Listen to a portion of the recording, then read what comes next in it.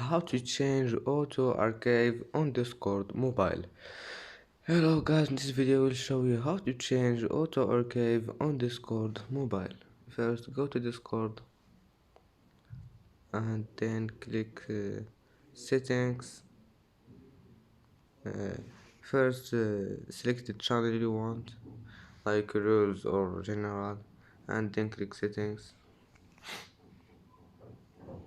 And now all you need to do is just you need to find this one, auto archive, and now just select the time you want, like 1 hour or 24 hour, and then click save. And that's today's video. If you like it, don't forget like and subscribe, and see you in the next video.